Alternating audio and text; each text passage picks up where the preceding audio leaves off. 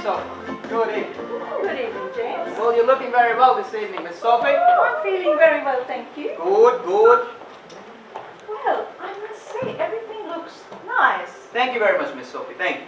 Is everybody here? Yes, they're all here waiting for you. All 5 places laid out? All laid out as usual. Thank you, James. Sir Toby? Sir Toby is sitting here, this ear, Miss Sophie. Thank you, James.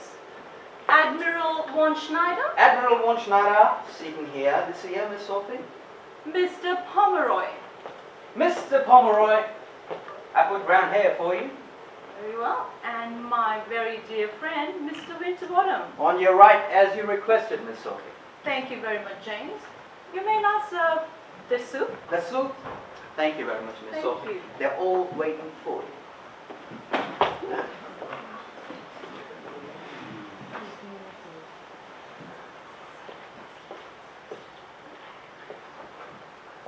Little drop of mulligatawny soup, Miss Sophie. I am particularly fond of mulligatawny soup, James. Yes, yes, I know you are. I think we'll have sherry with the soup. Sherry with the soup. Oh, by the way, the same procedure as last year, Miss Sophie? The same procedure as every year, James. Same procedure as every year, James. Same procedure.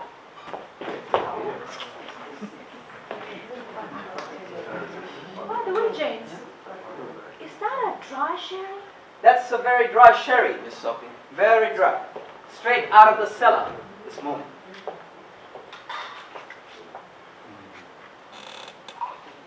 Thank you, James.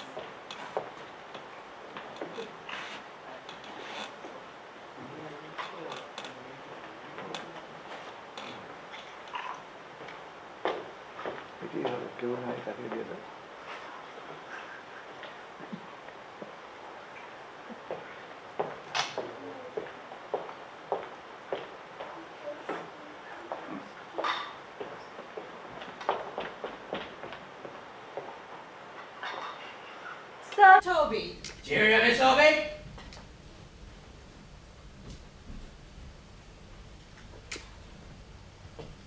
Admiral von Schneider. Must I say this here, Miss Sophie? Just to please me, James. Just to please. Skull.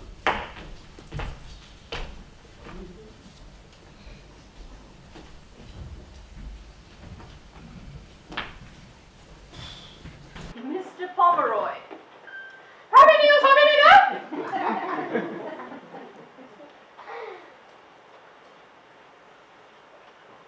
Dear Mr. Winterbottom. Well, there we are again. Oh, lovely. Nice to meet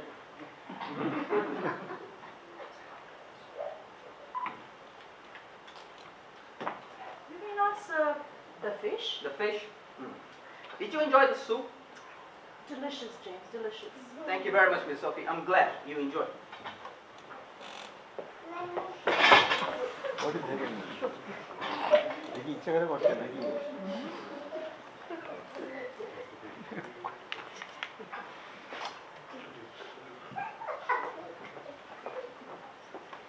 Little bit of not see happening, Miss Sophie.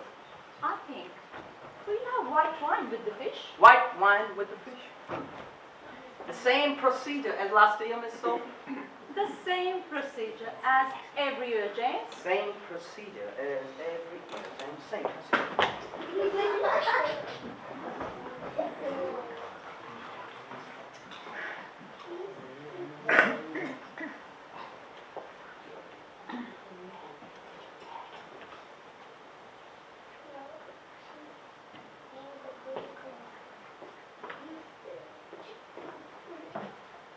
Oh.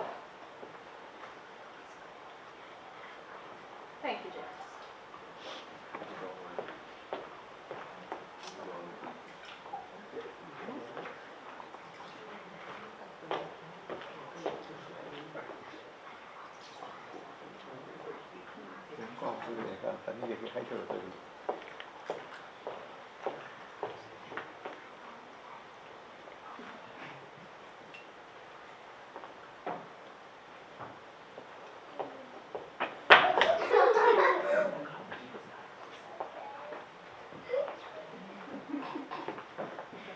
Toby. Cheerio, Miss Sophie.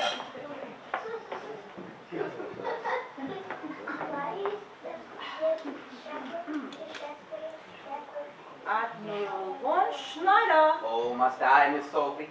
James, please. James, please. Skull.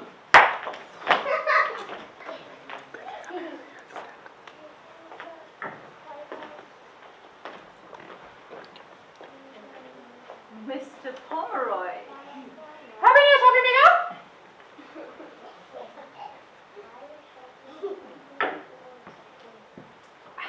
Mr. Winterbottom. Well, there you are again. Oh, lovely. Nice to meet you. My God. You look younger than ever. Younger than ever. Oh. James. You may now serve the chicken. The chicken. Chicken, James.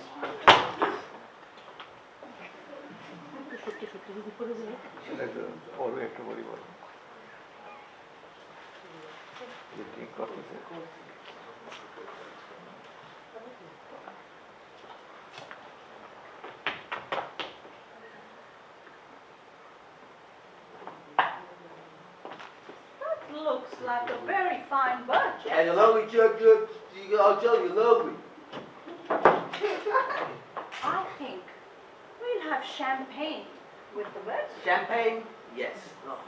By the way, the same procedure last year, Miss Sophie. The same procedure as every year, James. Yeah.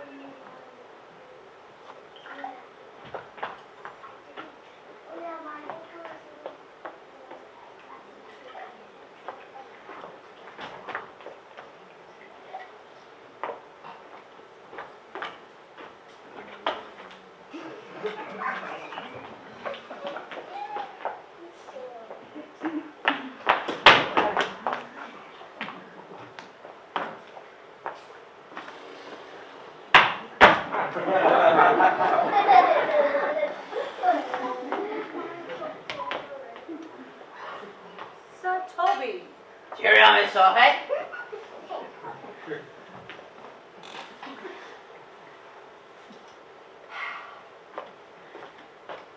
Admiral von Schneider. My papa, Sophie. James. Skull.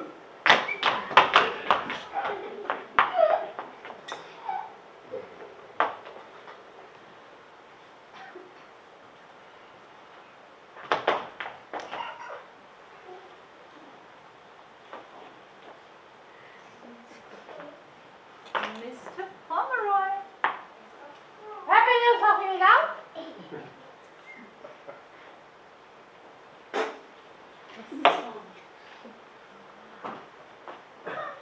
Mr. Winterbottom. It's one of the nicest little women. It's one of the nicest little women that's ever bred.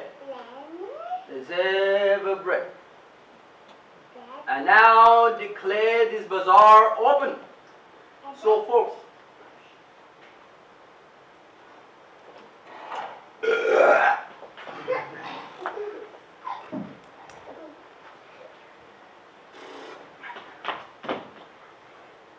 Did you enjoy the chicken? It's lovely.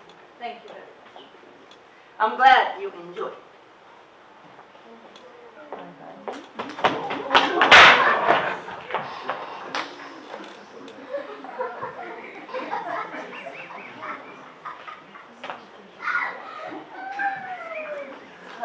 Would you like some fruit? Would you like some fruit? I think we'll have some hot with the fruits. Hot with the fruit.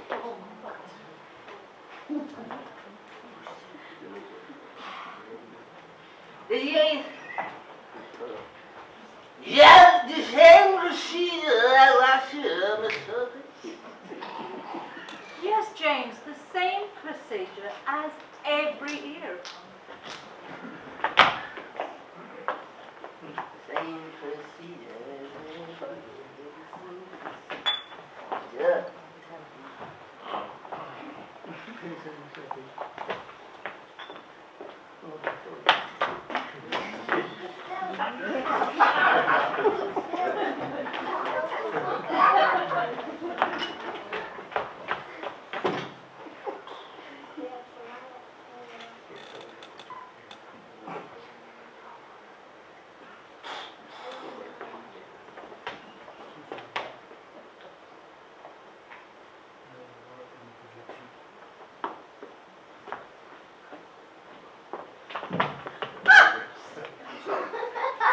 I'm terribly sorry. James, Sorry.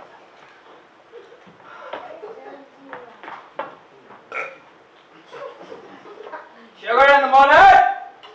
Sugar.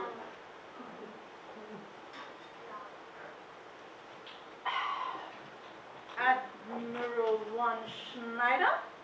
Scotland.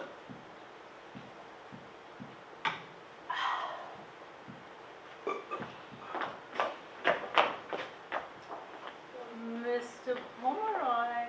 Oh, I'm sorry.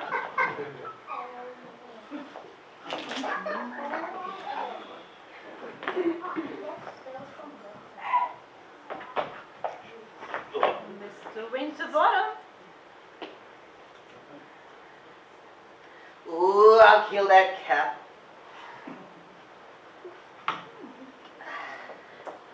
Well, it's been a wonderful party, James. Well, it's certainly been the most enjoyable, madam. And I think I'll retire now. You're going to bed? Well, sit down. I'll give you a hand up, madam. Like I was saying, I think I'll retire. Yeah. The same procedure last year, Miss Sophie. The same procedure as every year, James. Well, I'll certainly do my very best.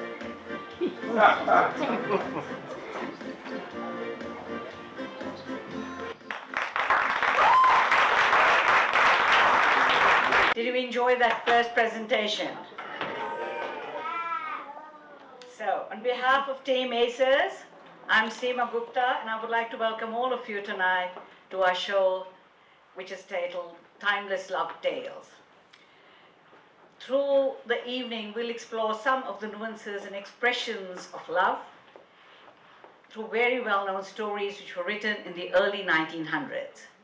But before I go into greater detail, let us pay our respects to the original owners of the land, past and present, upon which we stand and perform on today. So today's theme is love. Can anybody here actually define love? Is it just an intimate emotion, or is it a very out there emotion? Is it always pure, or sometimes a little bit impure? Is it always giving, or sometimes holding on too tight? It can be possessive. It can be submissive. It can happen between two people. It can happen for animals, for the love of nature, and sometimes for material things, not quite so ideal. It can be self-sacrificing or sometimes controlling, and sometimes we see people demanding love. Sometimes being offered, or sometimes it's one-sided and not quite so reciprocal. It can be love for someone you idolize and respect. So this could go on for quite a while, but let's wait and see what the show brings to you. It's just a small effort to portray some of the various aspects of love as through those stories which we know. Now we are very privileged to have with us several distinguished guests.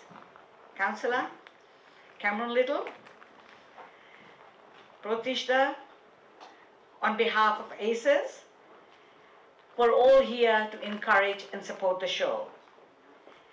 So let's get ready to watch the show, and just a few housekeeping points. If you could please have all phones on silent so we don't disturb audience and the cast. refrain from photography. We do have professional photos which you can take. Meanwhile, just enjoy it and retain the memories. We love children, but it's great if they don't run around.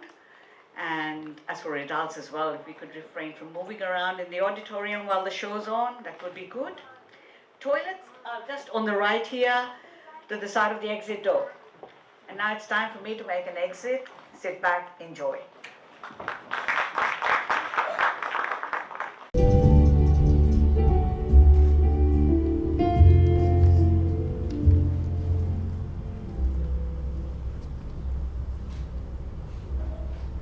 Now I'm 20 years old. I have to leave my hometown and travel to New York. That is my dream. I have lived and played piano all my life in this little southern village. Everyone said I must finish my musical training in New York. With great difficulty, my family collected enough money to send me to North to finish. Now that is my dream, but with very little money.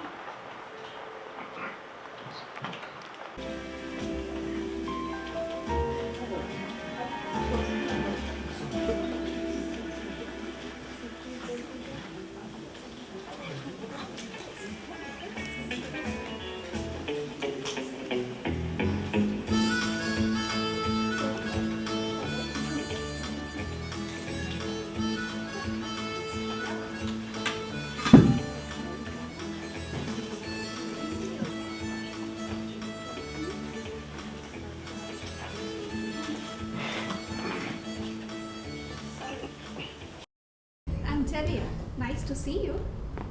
Hello there. I'm Joe. Would you like to go for a date with me? Hello, Mrs. Larrabee. How was your day? Hello, Mr. Larrabee. How was yours? Nice. Well, I'm taking piano lessons from the great Rosenstock, but he's taking a lot of money for his lessons. Not really sure. How will this last? Same here. I'm taking lessons from the great magister, and I am paying him a lot of money. Not really sure what would happen next. We have to do something for our art.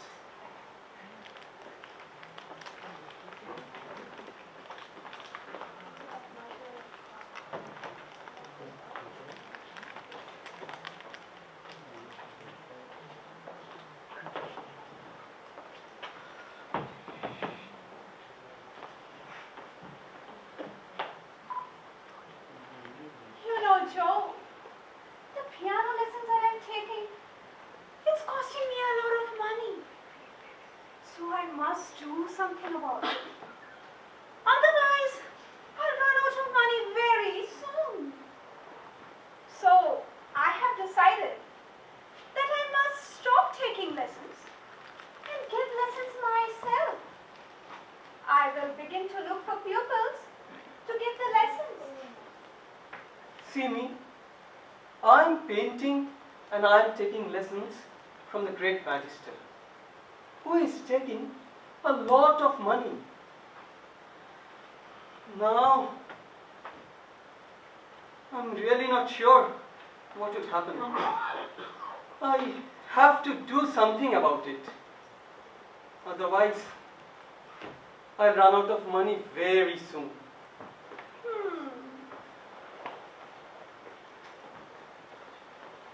When one loves one's art, no service seems too hard. When one loves one's art, no service seems too hard. When one loves one's art, no service seems too hard.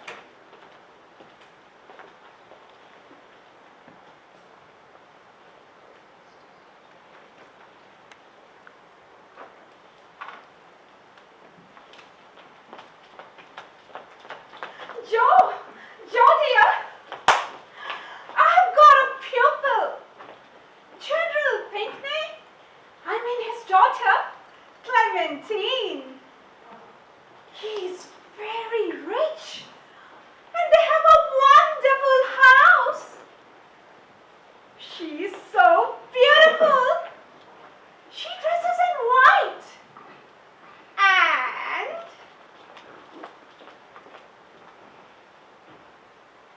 she's so nice and pleasant. I'm going to give her 3 lessons a week. And just think, Joe, $5 a lesson.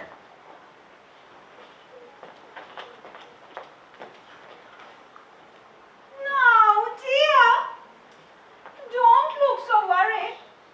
And let's have supper. I have bought some very nice fish. That's all right for you, Jenny, but all wrong for me. Do you suppose I am going to let you work while I continue to study art? No. I can get a job as a mechanic or even clean windows. I will get some kind of work. Joe, you mustn't think of leaving Mr. Magister and your art. I'm not giving up music. The lessons won't interfere with my music. While I teach, I learn. And I can go back to Rosenstock when I get a few more pupils. All right. But giving lessons isn't art. When one loves one's art, no service seems too hard. When one loves one's art, no service seems too hard.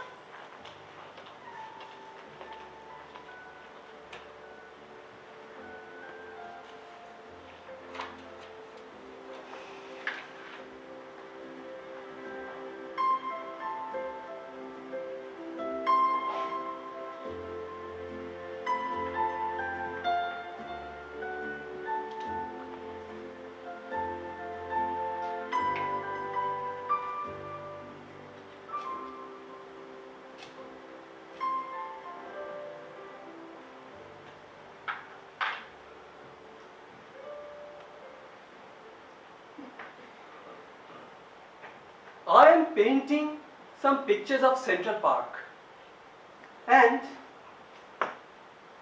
I need the morning light especially. So maybe I'll do my work in the park.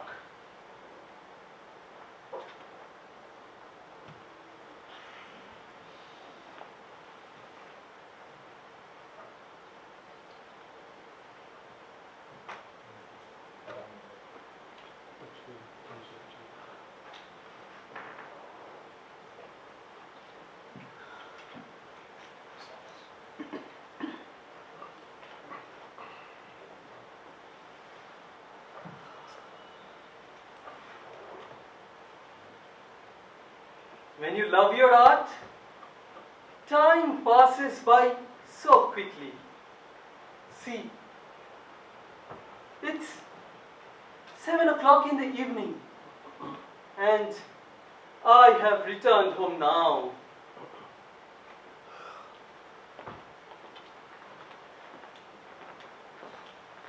After a week-long of struggle, Joe, I am proud of myself, but a little tired.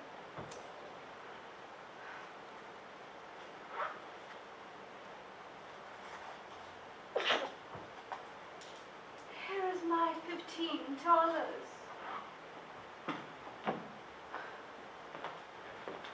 Sometimes Clementine is a very difficult pupil. And she always wears white. I am tired.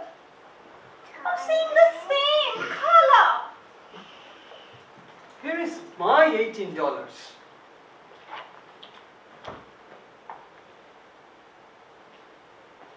I sold one of my pictures to a man from Washington, and now he wants a picture of the East River to take with him to Washington. I'm so glad! You haven't given up your art, dear! You're sure to win!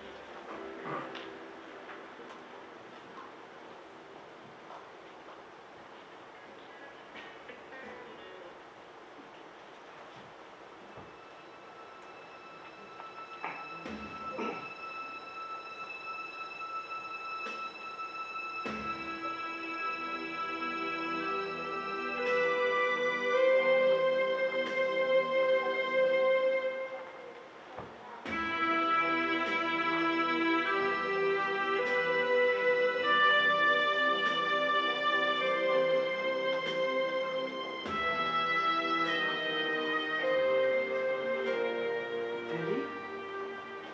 Dear, what has happened? What is the matter with your hand? Clementine asked me to have lunch with her and the general after our lesson. She's not very strong, you know. And when she was giving me some tea, her hand shook and she spilled a lot of very hot water over my hand. But General Pinckney bandaged my hand himself. They were both so sorry.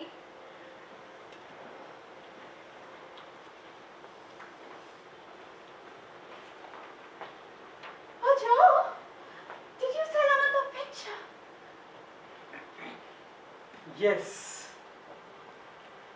To the man from Washington. By the way, what time this afternoon did you burn your hands, really?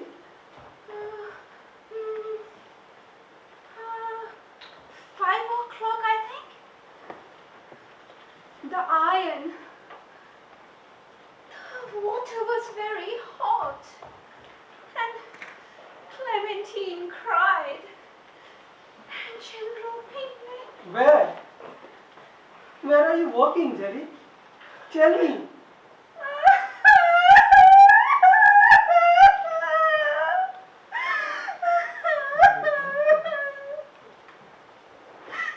I couldn't get any pupils.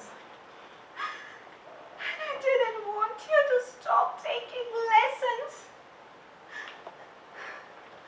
So I got a job ironing shirts in the big laundry on the 24th Street. This afternoon, I burned my hand with a hot iron.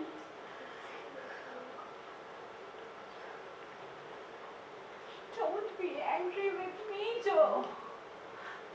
I did it for your art.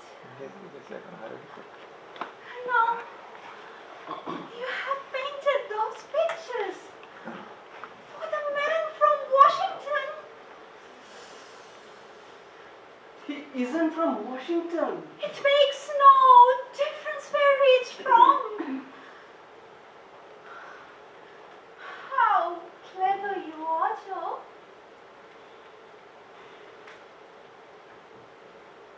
How did you guess that I wasn't giving any music lessons? I guessed. Because about 5 o'clock this afternoon, I sent some oil up to the ironing room. They said a girl had burnt her hand. You see, dear, I work as a mechanic in that same laundry on that 24th Street. The man from Washington? Yes, dear. The man from Washington and General Pinckney are both creations of the same art. But you cannot call it painting or music.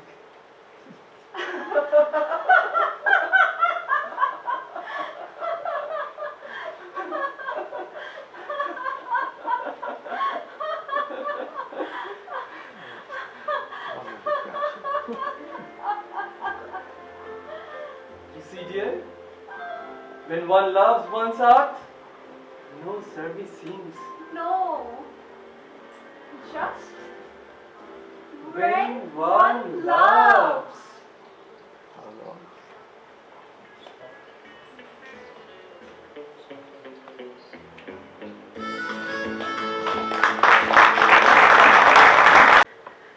A very good afternoon, my dear friends. Such a wonderful portrayal of love. Heartbreaking, heartless, full of emotions that has found its way amongst us this very evening.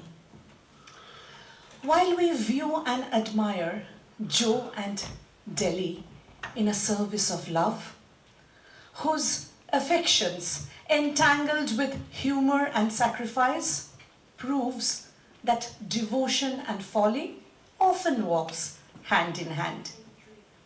And now, let's talk about another story perhaps.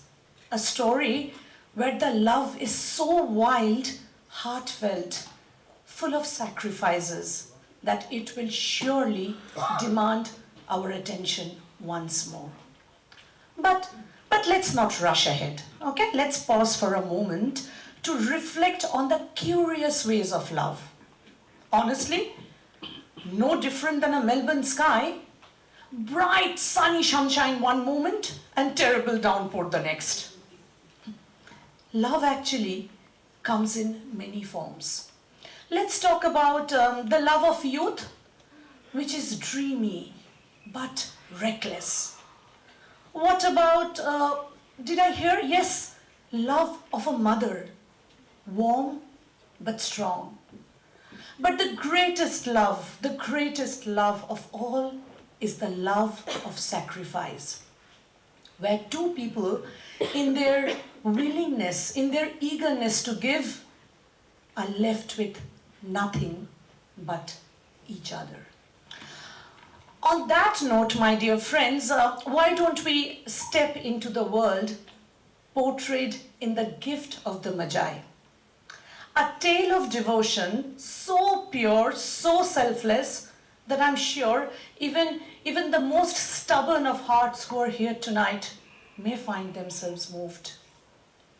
Watch closely as we see Jim and Della, for they are just like those wise men of old who reminds us the finest of gifts, my dear friends, they are neither wrapped in ribbons nor adorned in gold, but they are found in the sincerity of our heart. Why don't we all take a moment and consider, what is love? Love is the greatest art of all, an art of giving, especially when one has very little to give. So my dearies, why don't you gather close, open your hearts and ready your smiles? For here comes a tale which is full of devotion, laced with comedy, but filled with such warmth that's gonna linger long and long, even after the final words are spoken. Come, come my dear friends, join me as we sneak a glance into the lives of Jim and Della.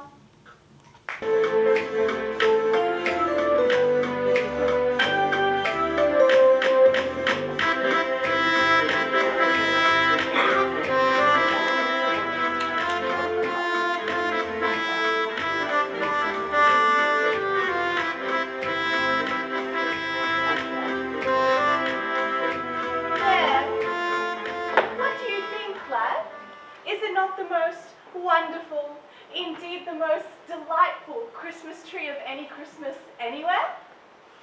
Well, it is most original. Faint praise.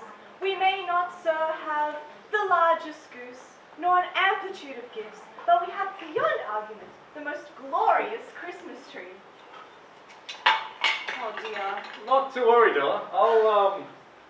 I'll put that right up before you can say Jack Robinson. For you see, you have a husband that can put, anything to rights. You're laughing at me? At both of us. And why is that? Because we work so hard for our happiness, and sometimes even against the laws of gravity. But we are happy. Laws or no laws.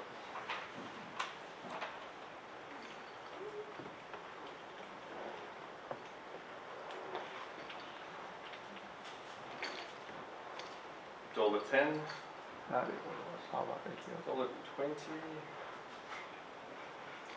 $30, 35, 36, wait, a nickel and a penny, $1.46. $1.87. Criminy, what have I done? I spent 3 times that amount on a dinner I could not afford. Why did I listen to them? Poor Della. What of her Christmas? Oh, what a miserable, thoughtless, self-serving, heartless creature I am. What on earth can be done? The unforgivable monster returns home. Good evening, Della. Good evening, Jim. Della, have you been crying? Please tell me you haven't been crying. Crying? Why on earth would I be crying? Well, actually I have. My goodness, you're soaking wet. Where on earth is your umbrella? Finishing my cream pie at Four Oaks. Empty those pockets immediately and divest yourself, sir, and get straight into your nightshirt. But why have you been crying? Jim, your grandfather's watch. Where is it? It's right here. Oh, the dearest thing you have.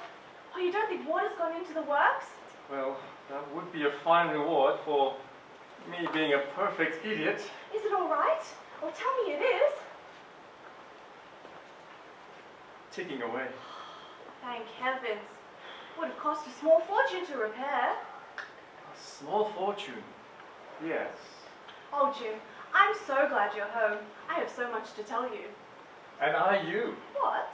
That you have the most beautiful hair Oh, Jim, in the world. Don't flatter. I'm a terrible, terrible person. No, Della, I'm a terrible person. No, really, I am. No, Della, really, I am. Why are you a terrible person? Why are you a terrible person?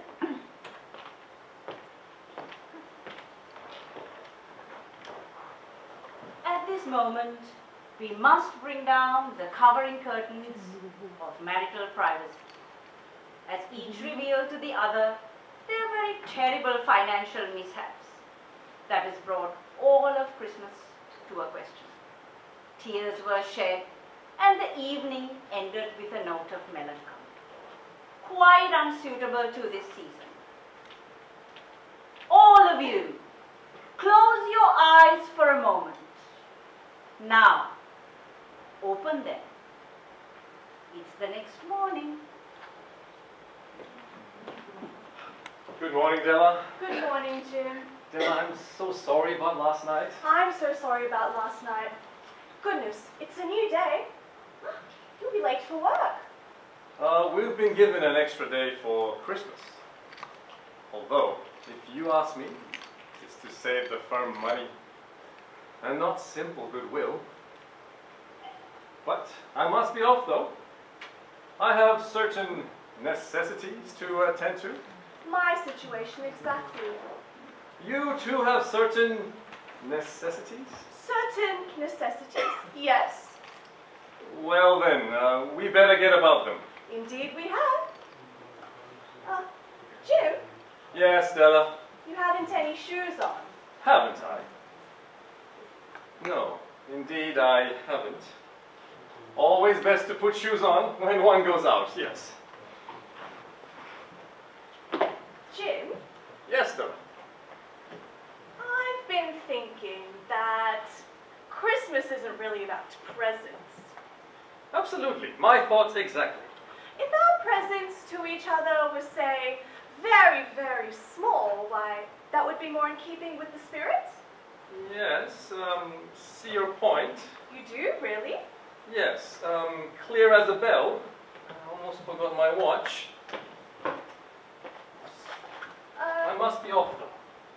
Jim, Yes, Della. where are you off to? Off to? You're asking me where I'm off to? Yes, Jim. Well, I'm not sure. Well, that's not true. I am sure. It's just that I cannot say. Or rather, I could say, but if I did say, then saying in this case would mean that... Jim, What? go. Where? Jim, Oh, yes. Certain necessities. Spirit of the season. Mwah! Back before lightning reveals the rabbit in the park. dear. Well, it's quite obvious, Della Dillingham Young, that he's gone to buy you a Christmas present. And you, what are you to do? You with your $1.89? Well, as my mother says whenever I am to say, what on earth am I going to do?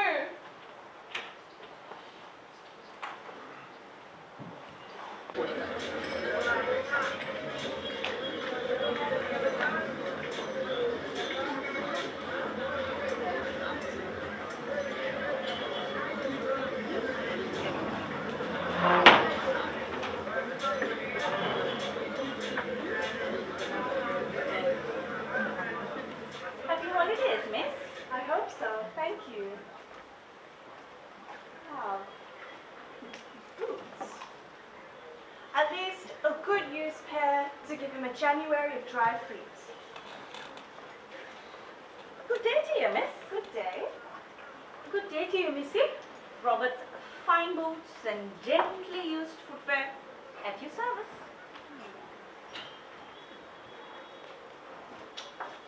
So many wonderful watches.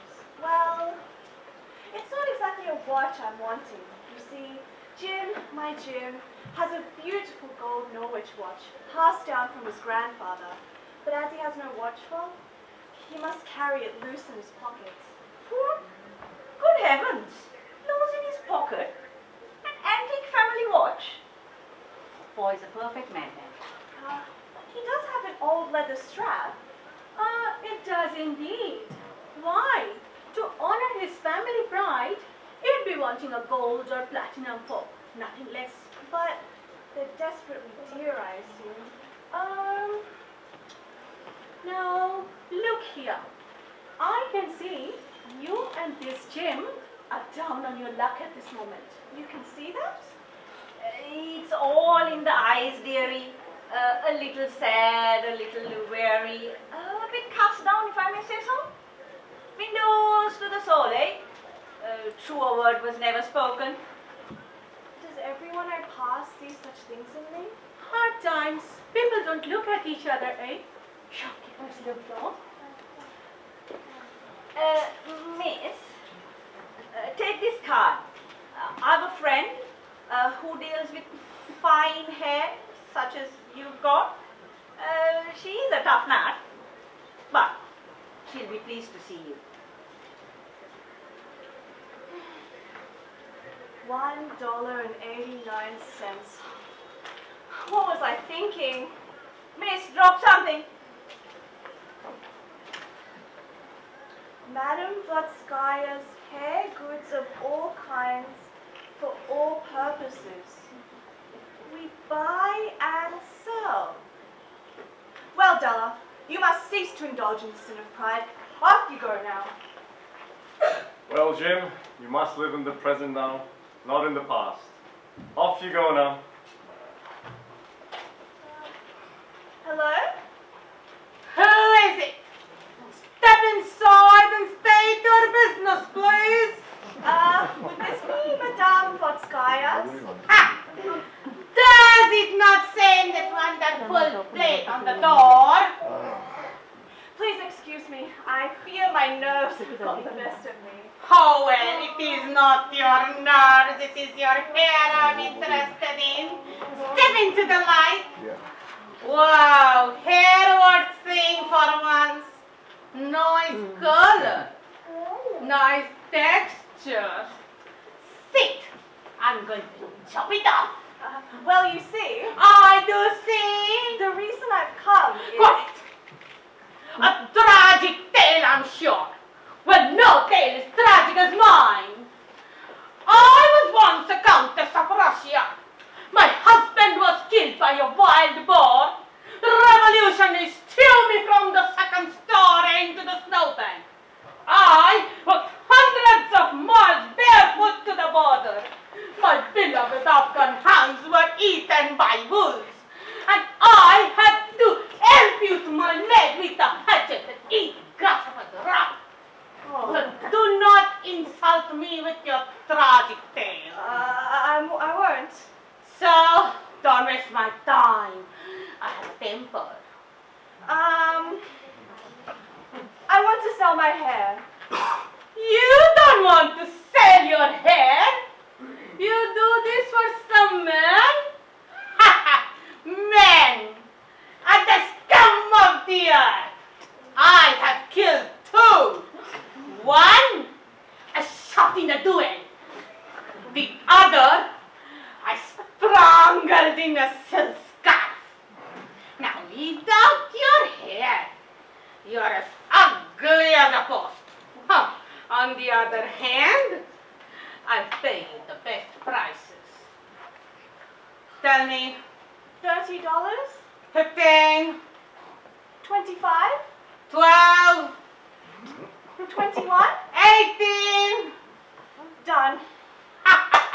You're a fool. I would have done it in 20. Step over here onto the room. You will regret all your life.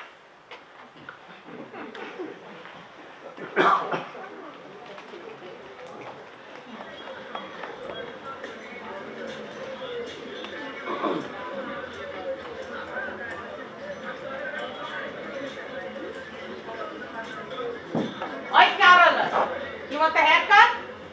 Like Bhattacharjee style?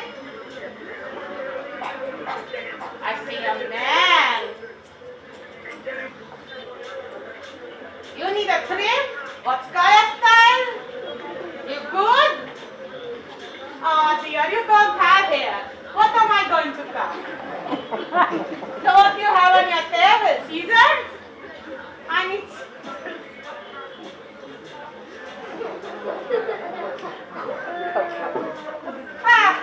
boring shop. I'm off.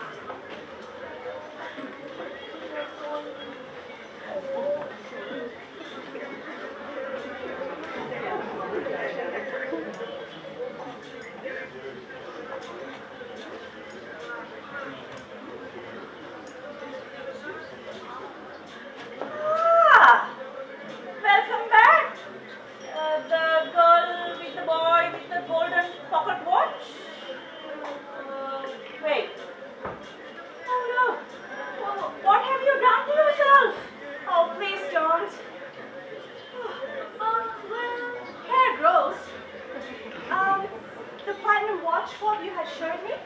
Still in the case? $23, I believe I said. You had said 21 actually. Had I? 21 then. Well, you see, I haven't 21.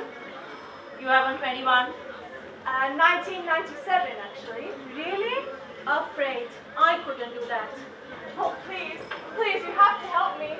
I put all my hopes on it. Now, don't cry. I hate tears. I cry myself. So you sell it for what I have? No. Mouths to feed, you see. Well, of course, you must see to your family. It's final then, the price? Merry Christmas, ma'am, to you and yours. Wait! Take off your scarf, Theatrette. Oh no! You look like a black chicken. You can have the fork for $20. But you see, I'm only 1997. Take it for heaven's sake. Thank you, thank you, thank you. You're the very spirit of the season. Lord help you when he sees you. Hope the lad's worth it.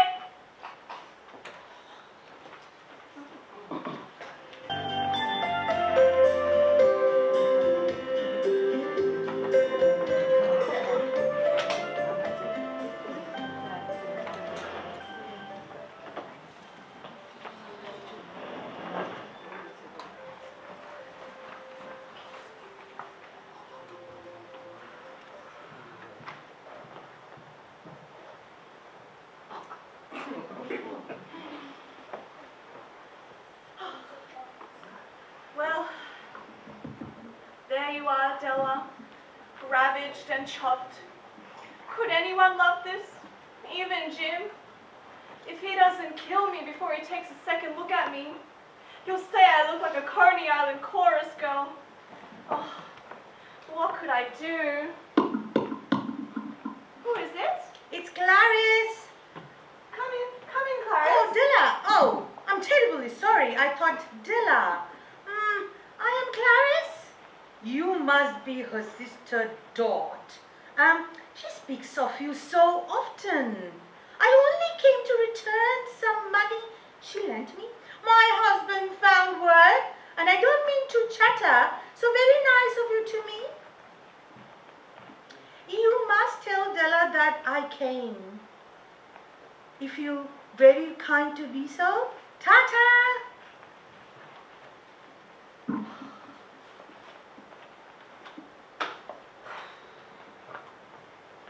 Well, this is not a good sign. I didn't mean to become someone else. I only meant to buy Jim a gift that honors him. What on earth am I going to do? Well, Mrs. Young, I have accomplished the certain necessities we spoke of earlier in a very high style, if I do say so myself. Well, Jim, you must say something. I must say something. Oh, Jim, I really must say something. is it unforgivable? You haven't any hair. I know. On your head there is no hair. I know. Where did your hair go? I'll tell you. Because on your head there is no hair. It's bare.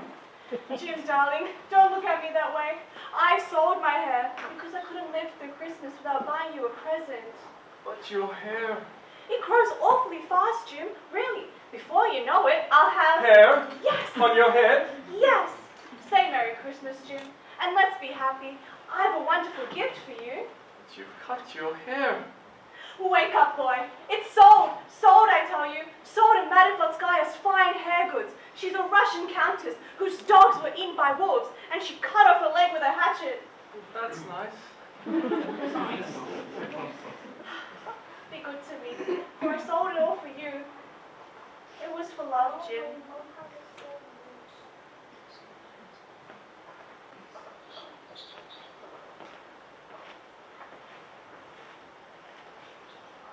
As Della and Jim are otherwise engaged, let us regard for a brief moment the question of economics.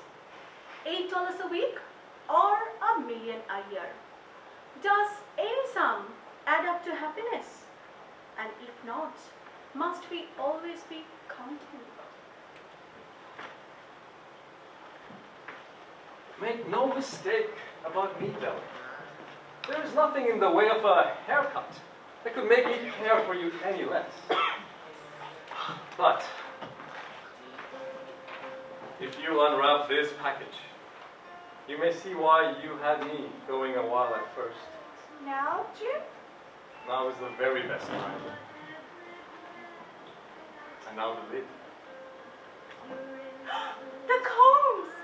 The combs for my hair that I worshipped so long in the Broadway window. Pure tortoiseshell. Oh, Jim, they're extraordinary. For your hair. Poor boy. I've seen the advertisements. There are wonderful lotions and unguents for baldness. Thank heaven you're not quite bald, Della. I will concentrate on growing hair both night and day, Jim. Sometimes it's the best fun to wait for the perfect moment, boy. And now you shall have a fine present to equal them. Open it, James Dillingham Young. Open it and be amazed. A watchful. Yes! A very, very beautiful, unequaled, remarkable watchful. Isn't it a dandy, Jim? I hunted all over town to find it. It was a great adventure. I've never seen a better. You must look at the time 100 times a day now. Della, Give me your watch. I've been waiting and waiting to put it on. Della, now this is the best present. Let's put our Christmas presents away for a while. They're much too nice to use at the moment. But Jim... Shh. Let me tell you a Christmas story. There was once a beautiful princess with glorious waves of splendid hair, almost down to her knees. She ran away from a very fine palace to marry a, well, let's say, impetuous woodsman. They lived in a very small and badly ventilated cottage on the east side of the forest. They were poor, but unimaginably happy. So, at Christmas, with the coin of the realm in short supply, the beautiful princess sacrificed her hair to buy the down-at-the-heels woodsman a watchful, while he, the head-over-heels-in-love woodsman, sold his watch to buy his true love a set of tortoise-shell combs for her hair. Oh, Jim. Oh, no. Well, Della, it's only a story, of course, but a good story, I think.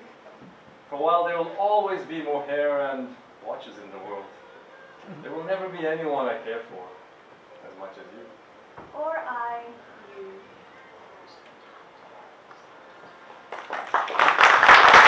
Here I am back again. But let me take a pause and get my voice back. Because honestly, I'm drowning in emotions. Such a wonderful tale of sacrifice and selflessness, where two people who are madly in love, they parted with their most treasured possessions. What would you call them? A loser? In my eyes, they actually won. They won a lifetime of devotion. They found themselves a true soulmate. Isn't that what we all wish for? The gift of the Magi has actually spread such a warmth that some of us here may reconsider, even though we plan a grand, greatest romantic gesture, will we ever measure up to that? I think so not. Anyways, enough of probably melancholy in our lives. In reality, we also know that love is not always about sacrifices. Neither it should be always taken seriously.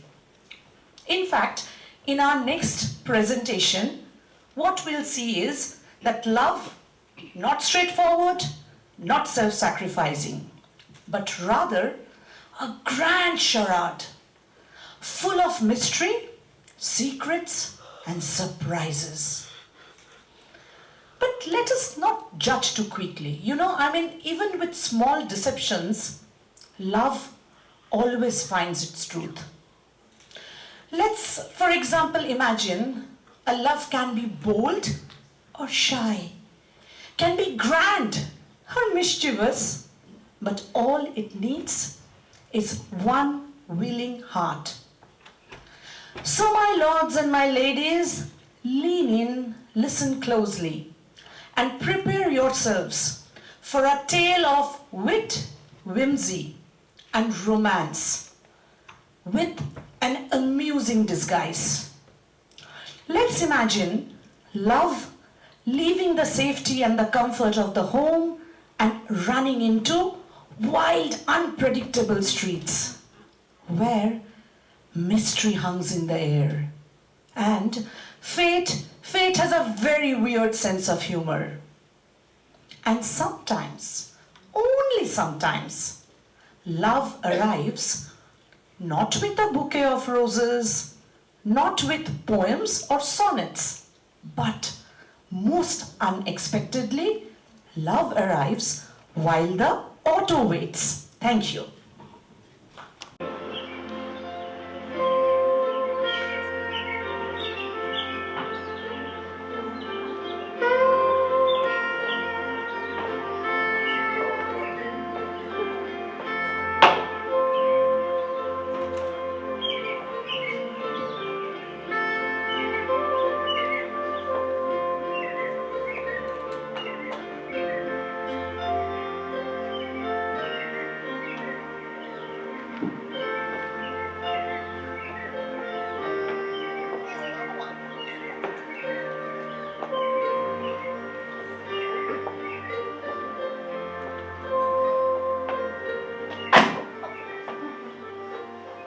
Let me help you with that.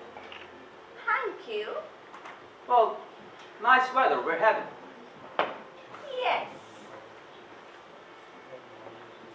Well,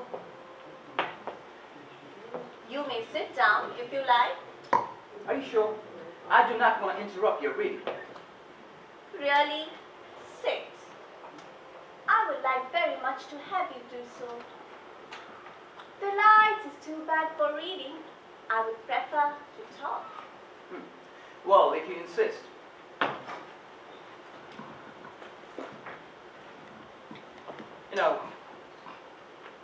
I've got to tell you, you've got to be the most stunningest girl I've ever seen. Honest, I've had my eyes on you since yesterday. Yesterday? Didn't know somebody was bowled over by those pretty lamps of yours and give any supper. Whoever you are, you must remember that I am a lady. I will excuse the remark you have just made, because the mistake was, doubtless, not an unnatural one in your circle. I asked you to sit down. If the invitation must constitute me your honeysuckle, consider it withdrawn. I'm really sorry, I didn't mean to offend you. I just thought that there's other girls in the park and, that is, of course, you don't know, but... Abandon the subject, if you please. Right. Of course, I know. Now tell me about these people passing and crowding each way along these paths. Where are they going? Why do they hurry so? Are they happy? Well, it is interesting to watch them, isn't it? The wonderful drama of life. Some are going to suppers and some to other places. One can't help but wonder what their histories are. Yes. How fascinating they seem to me. Rushing about with their petty little dreams and common worries. I come here to sit because only here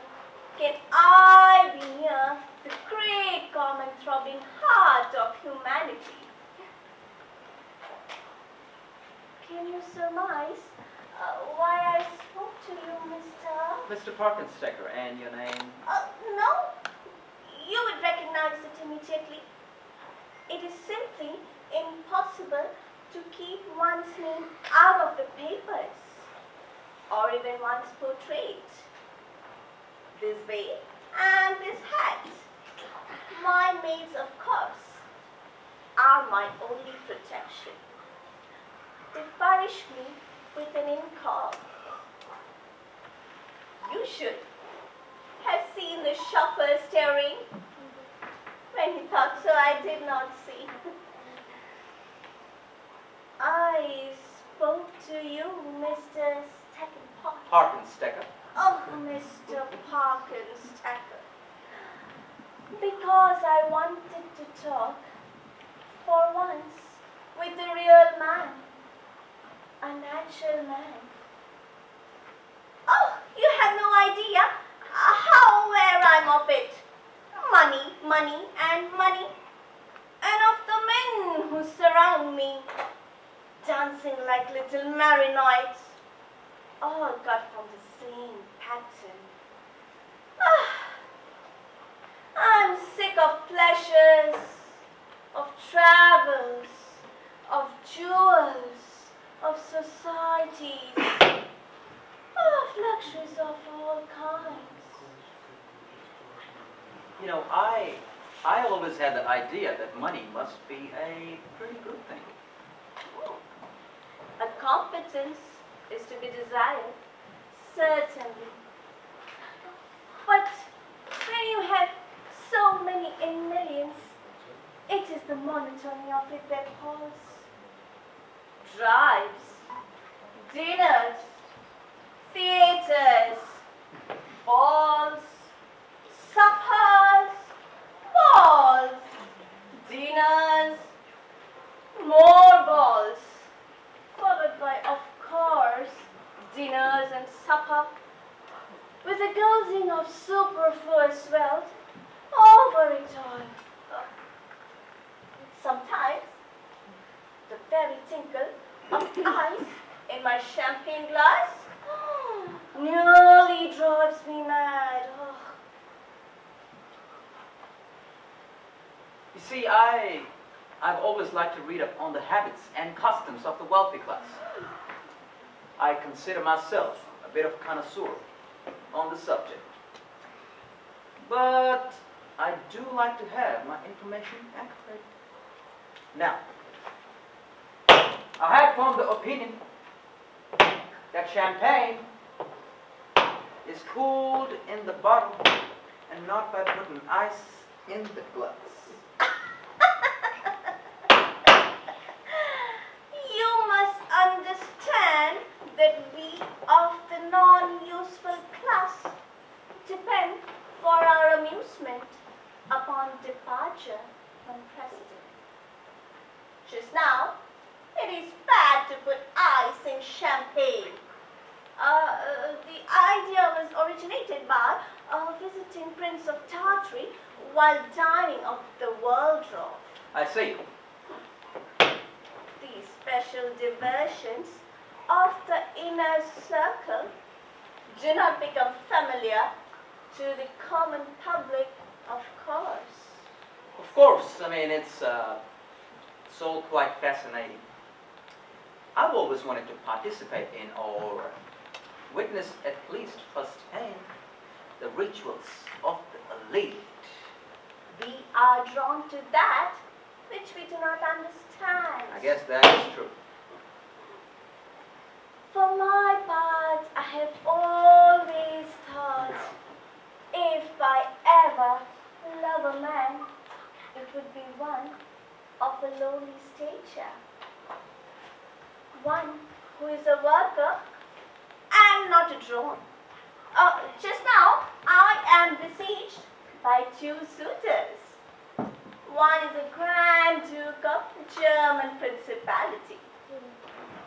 I think he has or has had a wife, some bedridden mad by his indifference and cruelty. Oh, the other is an English marquis, so cold and mercenary that I even prefer the diabolical nature of the Duke. What is it that impels me to tell you these things, Mr. Packenbacker? Parkenstecker. Of course. You know, I don't know why you should bare your soul to a common man like me. But you can't know how much I appreciate your confidences. What is your line of business, if you don't mind my asking? A very humble one, but I do hope to rise in the world someday. You have aspirations. Oh, yes, there's so much I want to do. I admire your enthusiasm. I can find myself very little to be enthused about. Burdened as I am by the constant pleasures and diversions of my class. Did you really mean it before when you said you could love a man of lowly stature? Indeed, I did, but I said might. Why only mine? Well, there's this Grand Duke and the English monkey to think of, you know. But you said it yourself, they were so cold. You must understand when I say there are certain expectations of a young lady in my position. It would be such a disappointment to certain members of my family if I were to marry a commoner, as we would like to call them. You simply cannot imagine the scandal it would cause. I work in a restaurant. Oh, not as a waiter. Personal attendance? Oh. Not as a waiter. Oh. I work as a cashier. As a matter of fact, in that restaurant over there. That one? That one there? That one? Are you sure? I'm quite sure. But... Oh! Wait, what's wrong? I am late for an important engagement. An engagement? Oh, yes. Some sort of a ball? Oh, yes. Will I get to see you again? I do not know. Perhaps, but the wind may not seize me again. I must go quickly now. There is dinner and books and the play and, the same old round.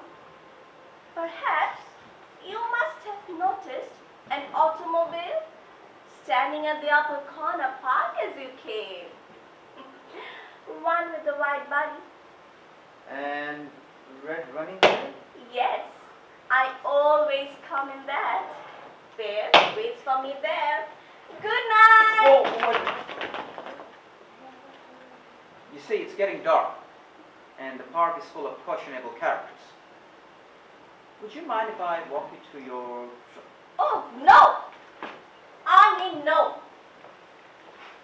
If you had the slightest regard for my wishes, you would remain in this bench for 10 minutes after I have left. I do not mean to question your intention.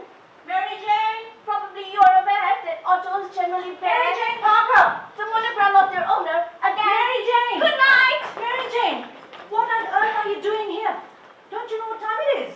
To whom are you speaking, madame? To whom? To you. Who do you think, you ninny?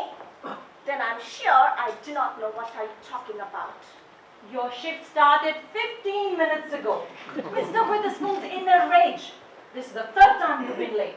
You better get yourself up there and into your uniform before he cuts you loose for good. Go on now.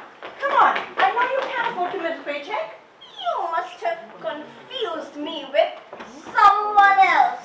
Confused? Why, Mary Jane? We've been knowing each other for 3 years. We even swapped shifts.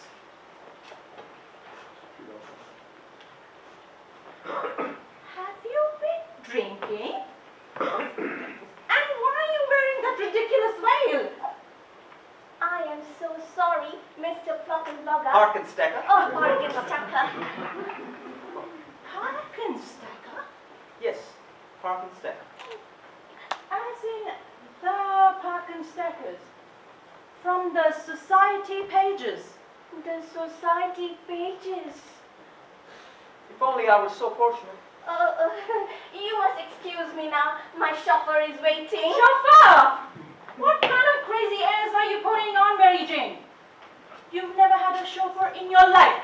You don't even own an automobile. I do so. Since when? Since you get away from me. I do not know you. Do not know me?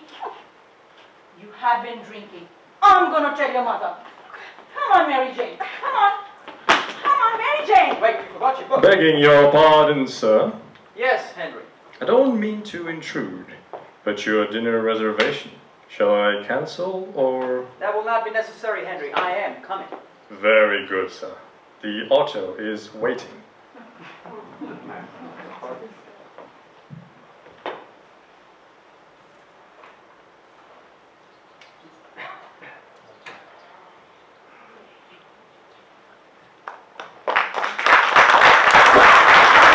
Thank you. Now that was the fruit of many, many months of hard work by the whole team. The director and the actors especially have put in many hours of rehearsals after their day jobs, and they deserve a huge round of applause for the fantastic efforts.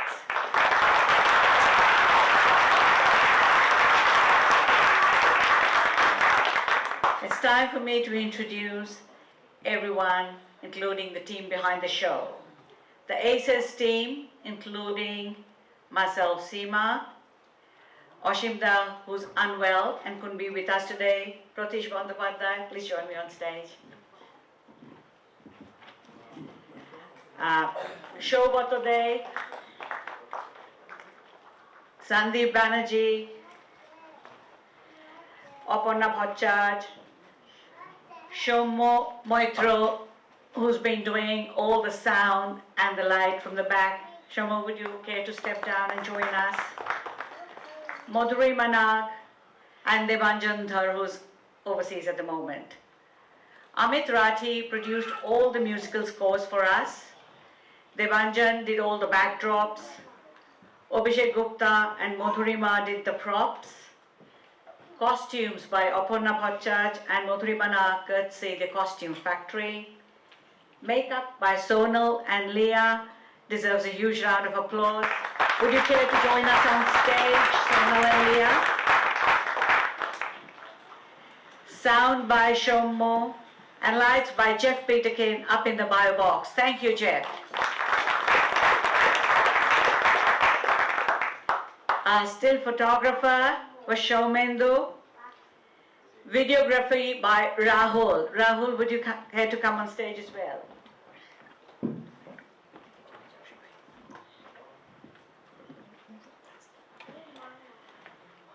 Now, we couldn't have done the show without the help of Shoma. Shoma, who was emceeing and who did...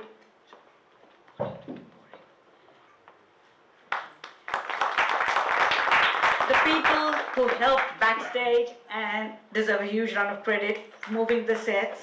Sharbani.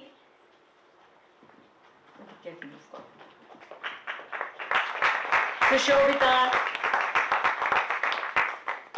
Shudipta. And Ognimita. And finally, to all the actors who brought the characters to life. Bharat Wadhwa.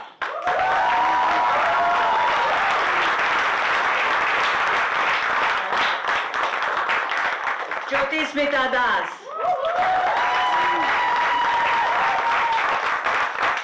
Shumit Mollik.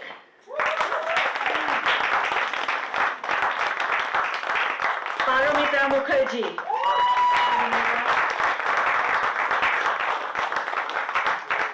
Manisha Chobal Menon.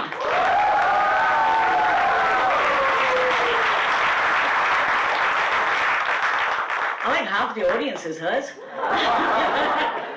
Prithvijit Roy.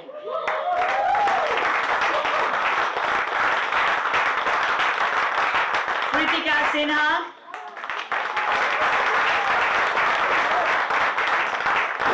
Kakuli Roy.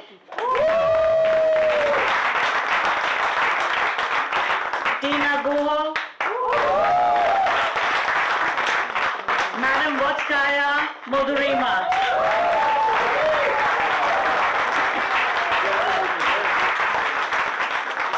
And now finally to introduce our director, Aparna Bhattacharjee, who's put in I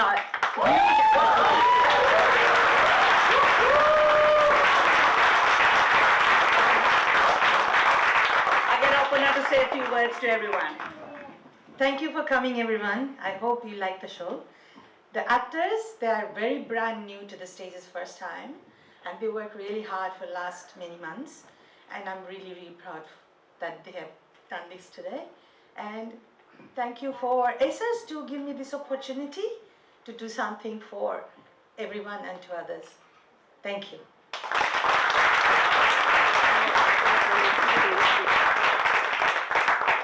Thank you, Aparna. Thank you, ACERS team, first of all, on behalf of all the stage artists for this opportunity. Thank you to all the backstage crew. Without their help, we wouldn't have been able to present our plays the way we did. And thank you to all of you, because without friends and family's help, we all would not have been able to do what we did. And thank you, Simadi, for the opportunity, for bringing us all together, for picking each one of us, giving us a call. Okay. A few words on behalf of the stage artists that I speak is your Simadi, your passion, your support, and your dedication to picking every little prop, every little thing. We really appreciate it, and you have been the backbone behind this whole production, so thank you very much.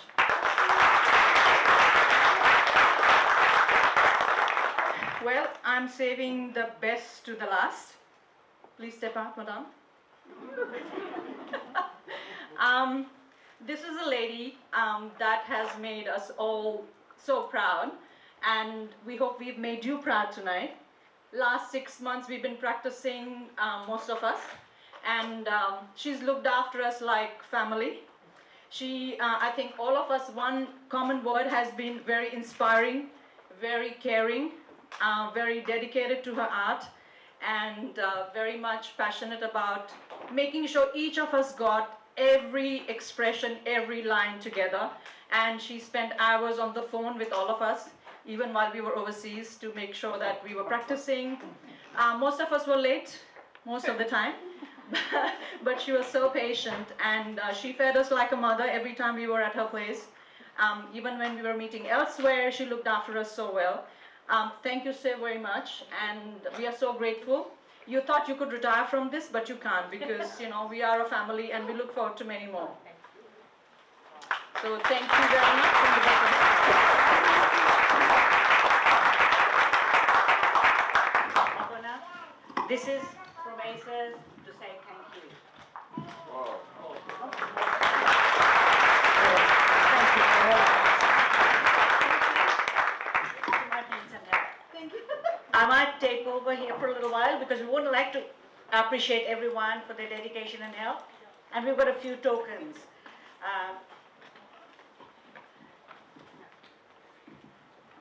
So backstage we had 4 people helping us yesterday who are not with us today, but in the audience perhaps. Sorry to interrupt, Simadi. Just one moment. Just come over here. Let me just... No, 1 second. Okay. Please. Look, it's over. Now they're the boss. Just a little token of appreciation from us to you.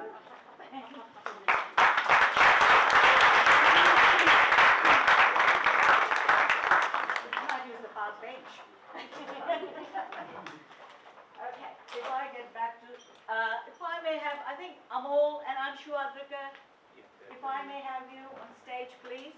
They were helping us backstage yesterday.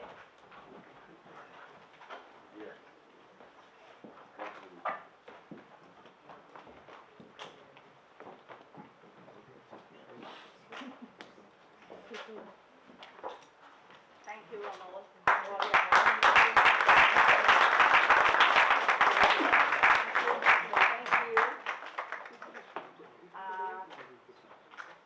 Sharbani.